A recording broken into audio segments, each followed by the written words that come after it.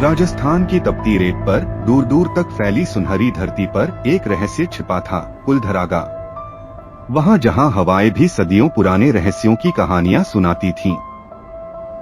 कभी कुलधरा जीवन से भरा गांव था, खुशहाल, समृद्ध और चहकते हुए बच्चों की किलकारियों से गूंजता हुआ।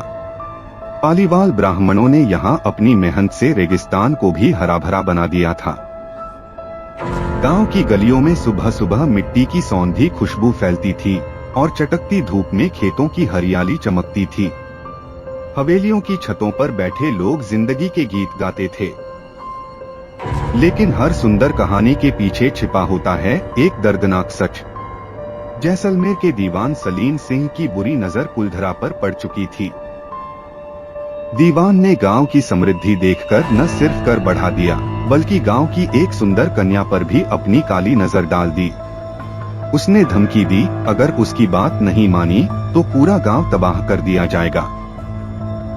डरे हुए लेकिन स्वाभिमानी गांव वालों ने एक निर्णय लिया, वे झुकेंगे नहीं, लेकिन अपनी इज्जत बचाएंगे। गांव के बुजुर्गों ने रात के अंधेरे में एक गुप्त सभा बुलाई। सितारों से भरे आसमान के नीचे सबने मिलकर एक कठिन निर्णय लिया, कुलधरा छोड़ देना होगा। अपनी जन्मभूमि से विदा लेना होगा, लेकिन सम्मान को बचाए रखना होगा। उस भयावह रात में जब चांदनी रेत पर गिरती थी और हवाएं बेचैन हो उठी थीं, पूरा गांव चुपचाप अपना घर छोड़ने लगा। हर गली से, हर घर से लोग निकल पड़े, न कोई शोर, न कोई आहट, बस दर्द भरी सांसें और भारी कदम। कुलधरा के दरवाजे धीरे धीरे बंद होते गए और चूल्हों की आग हमेशा के लिए बुझा दी गई।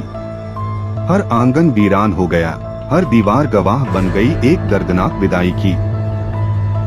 गांव के बुजुर्गों ने जाते जाते धरती को छूकर कुलधरा को श्राप दिया कि अब कभी कोई यहाँ बस नहीं पाएगा। यह भूमि अब हमेशा वीरान रहेगी।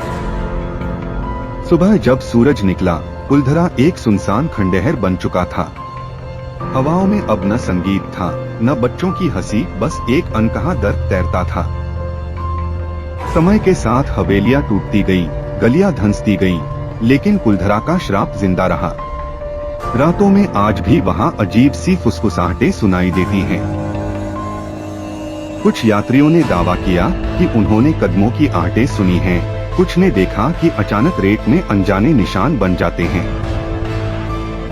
कईयों ने महसूस किया कि कोई अदृश्य शक्ति उन्हें देख रही है, जैसे कोई अतीत उन्हें पुकार रहा हो। कहते हैं, अगर आप रात के सन्नाटे में कुलधरा की गलियों से गुजरें, तो आपको लगेगा जैसे अतीत की परछाइयां आपके पीछे पीछे चल रही हैं।